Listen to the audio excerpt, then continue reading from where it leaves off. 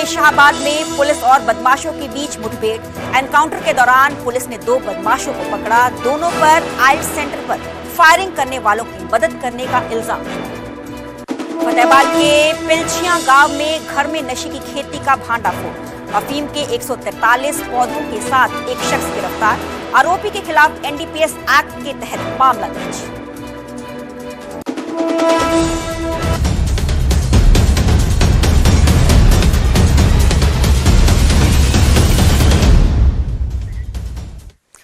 नमस्कार, मैं हूं सरबजोत कौर। न्यूज़ 18 पंजाब हरियाणा देख रहे सभी दर्शकों का स्वागत है। बुलेटिन की शुरुआत करेंगे और सबसे पहले बात करेंगे फरीदाबाद की। बढ़ेंगे और बात करेंगे कुरुक्षेत्र की। शाहबाद में पुलिस और बदमाशों के बीच में मुठभेड़ हुई है। दामली और रावा गांवों के बीच में ये पूरा एनकाउंटर हुआ है। पुलिस ने 2 बदमाशों को घायल करके दबोच पकड़ लिया है। राहुल वर्मा और इमरान खान नामक बदमाश गिरफ्तार पुलिस की तरफ से किए गए हैं। यमुनानगर के रहने वाले दोनों के बदमाश जिनको पुलिस ने काबू किया है, गिरफ्तार किया है।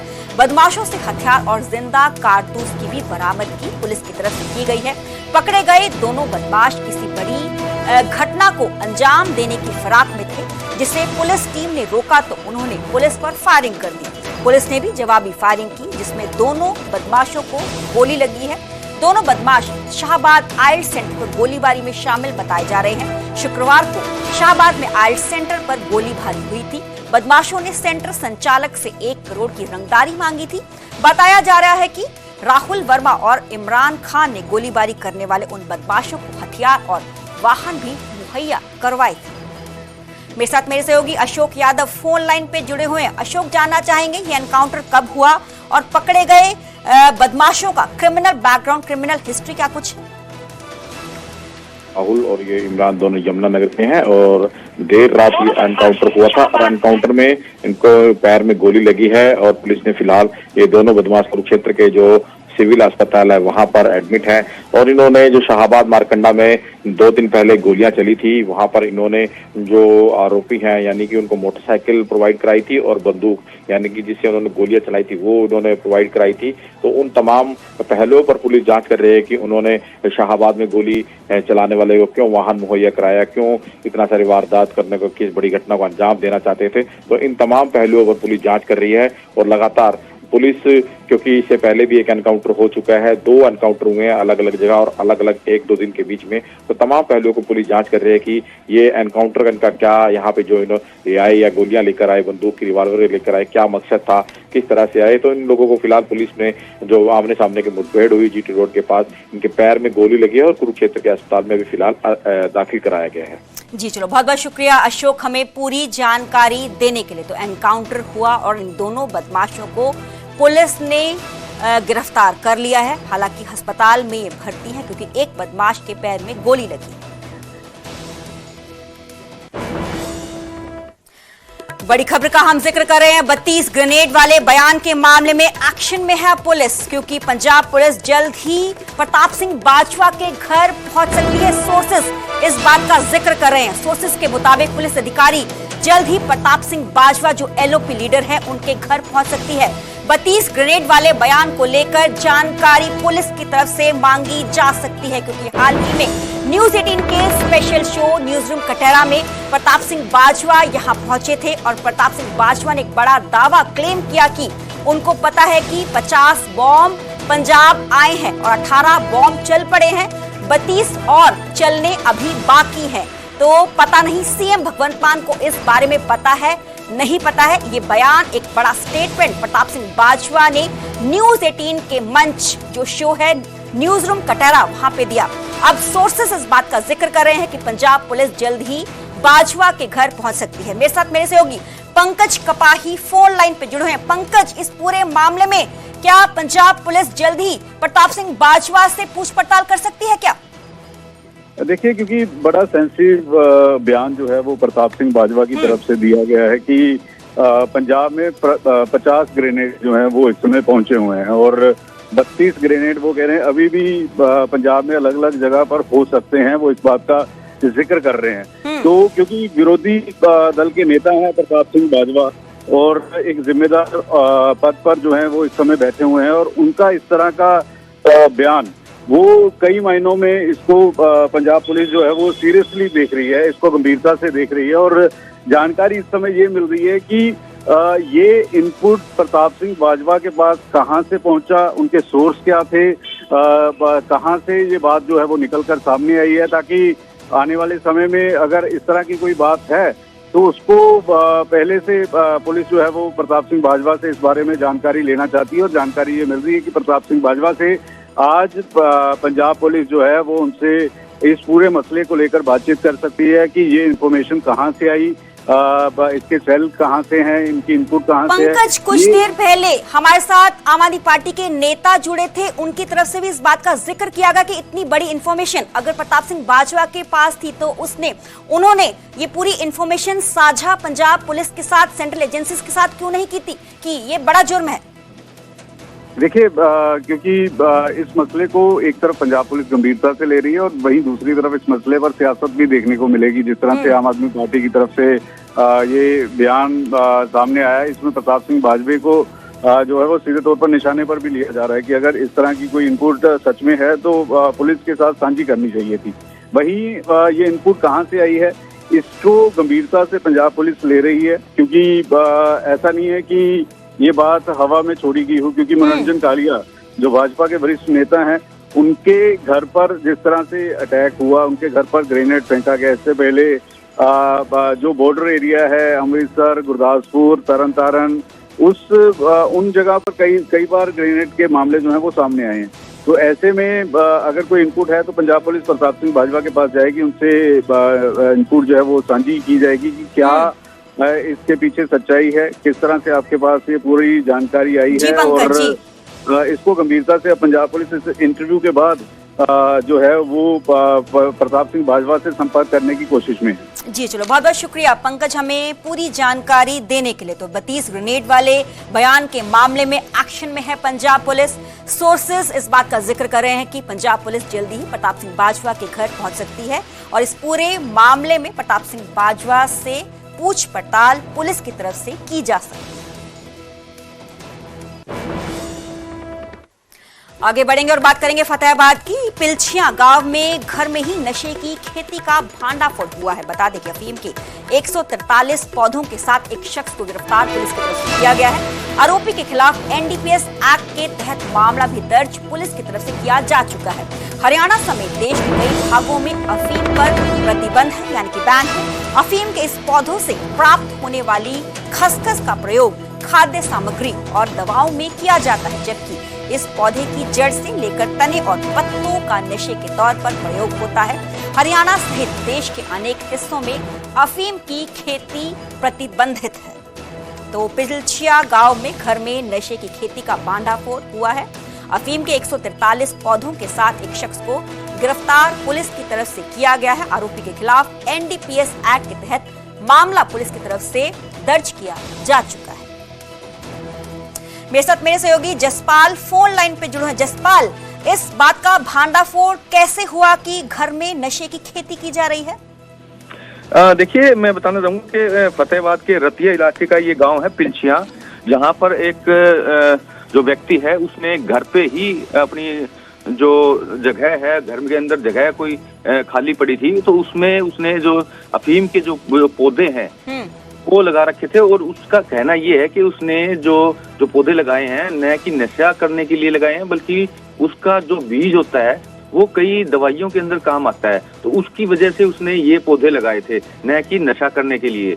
लेकिन पुलिस को इसकी गुप्त सूचना है वो मिली थी और उसके बाद पुलिस रतिया सदर पुलिस जो है उसने रेड की और उसके बाद जो 143 जो अफीम के पौधे हैं वो जब्त किए हैं और उसके खिलाफ जो आरोपी है, जो उसके खिलाफ एनडीपीएस एक्ट के तहत मामला दर्ज किया गया है, उसको गिरफ्तार कर लिया गया है और आगे की कार्रवाई शुरू कर दी है। लगातार इस तरह की कई घटनाएं जो हैं इस साल के अंदर करीब 3-4 इस तरह की घटनाएं हो चुकी हैं, जो अपने खेत के अंदर या अपने घर में या किसी अपने प्लाट के अंदर इस तरह के जो अफीम के जो पौधे हैं वो लगाते हुए नजर आ रहे हैं और पुलिस भी उन पर जो है सख्ती बरत रही है।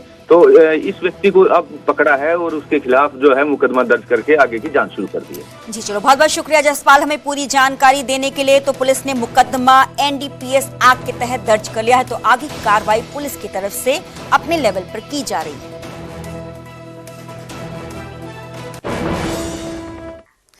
मंडियों में फसल की सुरक्षा पर सीएम नायब सिंह सैनी की तरफ से सख्त निर्देश दिए गए हैं। मंडियों में किसान की फसल की सुरक्षा सुनिश्चित की जाए, लापरवाही बरतने वाले अधिकारियों पर सख्त कार्रवाई की जाएगी। सीएम सैनी ने मंडियों में फसल भीगने की खबर पर संज्ञान लिया, नोटिस लिया।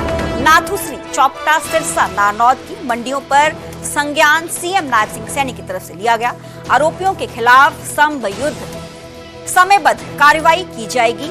मुख्यमंत्री ने विभागीय अधिकारियों को भी निर्देश दिए हैं। मंडी में आने वाली फसल की सुरक्षा की अग्रिम तैयारी की जाएगी। शुक्रवार को मौसम का मिजाज अचानक बदला, जिसके बाद तेज हवा के साथ बारिश हुई, जिसमें मंडियों में आई गेहूं की फसल भीग गई। इस पर सीएम सैनी ने सख्त रुख अख्तियार किया और दोषियों के खिलाफ कार्रवाई के आदेश दिए।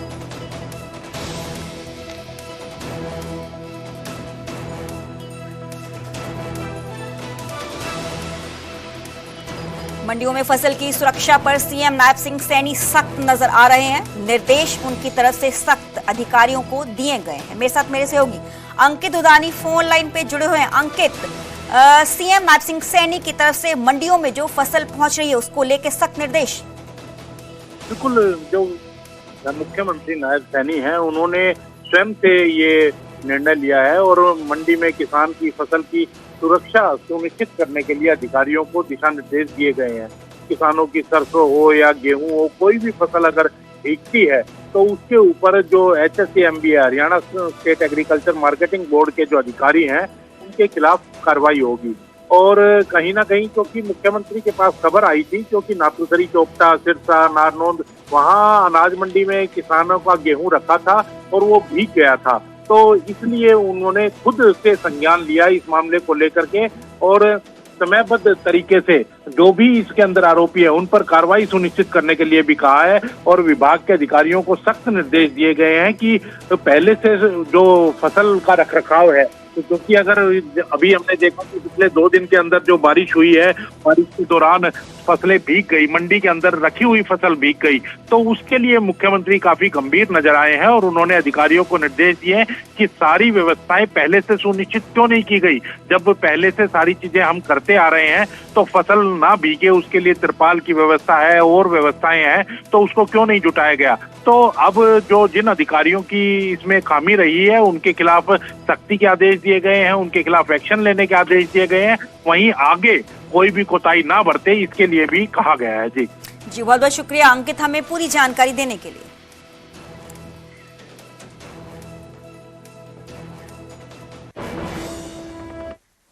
अब बात करेंगे सीएम नायब सिंह सैनी की, क्योंकि आज गुरुग्राम दौरे पर रहेंगे सीएम नायब सिंह सैनी। कई कार्यक्रमों में बतौर मुख्य अतिथि शामिल सीएम नायब सिंह सैनी होंगे।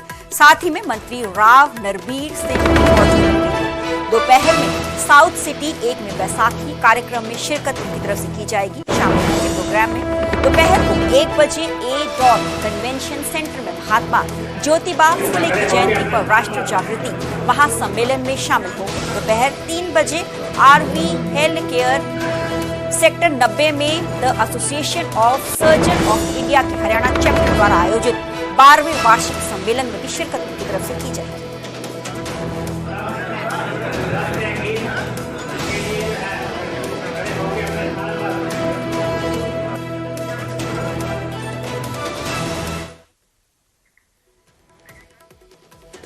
बैसाखी के मौके पर आनंदपुर साहब पहुंचे सीएम नायब सिंह सैनी। तख्त श्री केसगढ़ साहब में माथा उनकी तरफ से टेका गया।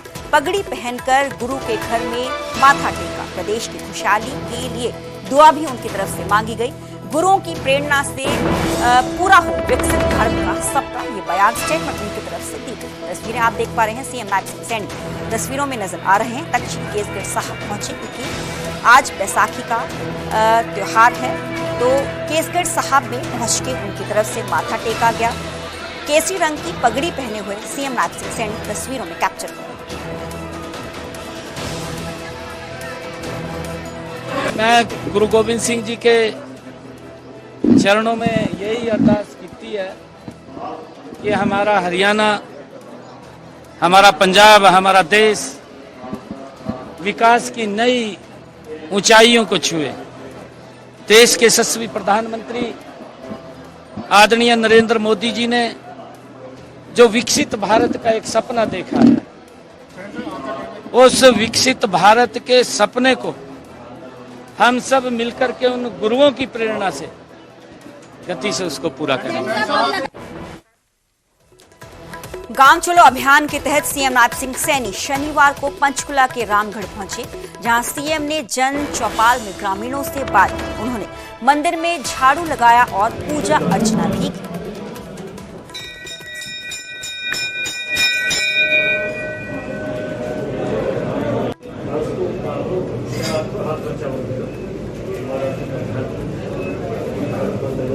लगभग 4-5 घंटे आज हर गांव के अंदर हमारा भारतीय जनता पार्टी का नेता, कार्यकर्ता आज वहां पर उपस्थित है और इसके तहत सरकार ने जो डबल इंजन सरकार ने काम किए हैं, उन कामों के बारे में लोगों से चर्चा करनी, लोगों की कोई समस्या गांव की तरफ से आती है उसको लेकर के उसका समाधान करना, इस कार्यक्रम का मुख्य उद्देश्य ये था।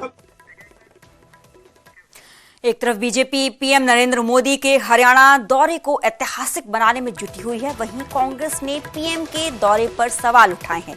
सिरसा के कांग्रेस सांसद कुमारी शैलजा ने कहा है कि बीजेपी कांग्रेस के कार्यकाल के काम को अपना बताने में जुटी हुई है। सत्यम आजा पीछे यार।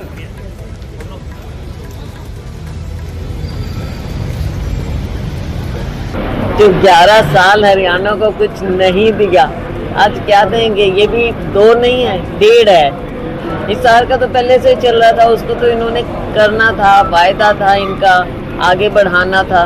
तो इन्होंने शुरुआत तो चलो वहाँ से अब कर रहे हैं, लेकिन वो तो आधा मानूंगी। अच्छा, यहाँ भी पहले था तो एक नया उसमें यूनिटी लगा रहे हैं, आधा ये हो गया। तो भाई दोनों मिला के आधे और आधे, एक मुश्किल 2 विजिट में, 2 जगह की विजिट में एक चीज पूरी हो रही है। हम उम्मीद करेंगे माननीय प्रधानमंत्री जी से कि हरियाणा में आपने जो तीसरी बार सरकार जैसे तैसे भी बनाई है, तो हरियाणा को कुछ, इसका हरियाणा के लोगों को कुछ तोहफा तो दें। रोहतंग में बदमाशों के हौसले बेहद ही बुलंद नजर आ रहे हैं, क्योंकि सेक्टर 1 में पार्क के पास ही गाड़ी की चोरी चोरों की तरफ से की गई। आर्टिगा कार से चोरों ने चोरी की, कार का शीशा तोड़ा तो तोड़कर कार की चोरी की गई है। डॉक्टर नितिन गोयल के घर के बाहर आकर एक आर्टिगा गाड़ी रुकती है, उसमें एक शख्स उतरता है और पार्क की साइड में खड़ी क्रेटा गाड़ी का शीशा तोड़ देता है। उसके बाद वह वापस आकर अपनी आर्टिगा गाड़ी में बैठता है और गाड़ी चली जाती है। लगभग 1 मिनट के बाद फिर से उनकी गाड़ी आती है। इस बार वो शख्स क्रेटा गाड़ी के अंदर चला जाता है और फिर चोर क्रेटा गाड़ी को लेकर फरार हो जाते हैं। सीसीटीवी में चोरी की तस्वीरें कैद हुई।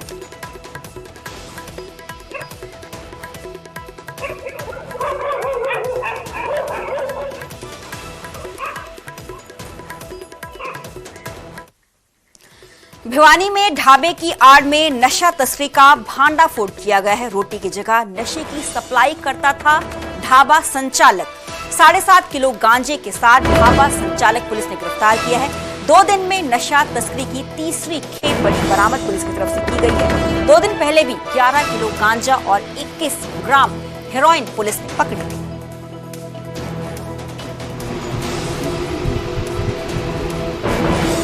गाड़ी इनकी जो बाइक में कट्टा था, उसमें से 7.5 किलो 500 ग्राम गांजा हमें मिला है। इसमें जो पता लगा है कि ये इसको जो गांजा है इसे यूपी से लेके आया था, और इसमें उसके अलावा ये इसका एक ढाबा है भिवानी दादरी रोड पर, और इसके खिलाफ पहले भी 2 केसेस हैं, एक NDPS का है और एक लड़ाई झगड़े का है। तो इसमें और भी जितने भी इन्वॉल्व होंगे उनके खिलाफ भी सख्त कार्रवाई की जाएगी। और ये हमारा पिछले 2 दिन में ये तीसरा NDPS का केस है। एक में 11 किलो गांजा था, इसमें रिकवर किया गया। एक हीरोइन का केस हमारा जो है वो दिया गया है, और एक ये 7.5 किलो गांजा। तो ये 3 रिकवरीज हैं। मेवात में हेलीकॉप्टर से दुल्हन को ले जाने का फैशन लगातार बढ़ता जा रहा है। ताजा मामला नूह के शाहपुर का है, जहां पलवल के रूपडाका से दूल्हे राजा अपनी दुल्हन को लेने पहुंचे। विदाई को शानदार बनाने पर दूल्हे राजा ने 6 लाख रुपए खर्च किए। हेलीकॉप्टर में दुल्हन को घर तक ले जाने में सिर्फ 15 मिनट लगे, लेकिन जैसे ही हेलीकॉप्टर शाहपुर खेड़ा गांव में पहुंचा तो उसे देखने के लिए लोगों की भीड़ उमड़ पड़ी।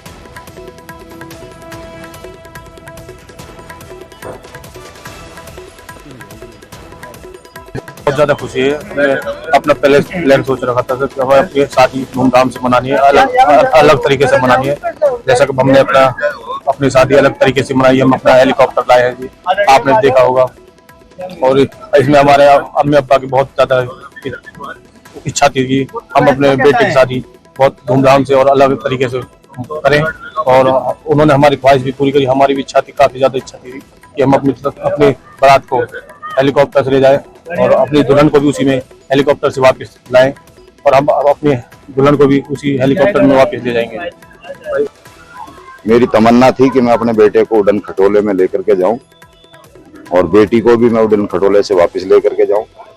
ये मेरा मकसद था, मेरी तमन्ना थी। अल्लाह पाक ने मेरी उस तमन्ना को पूरा किया। रूपडाका से आ रही है घर बराती है, सोचा था कि भाई सही घर है, ठीक है, बस बाकी तो कोई और नहीं है। दामाद का क्या नाम है, कौन सा गाँव? मोहम्मद बिलाल रूप।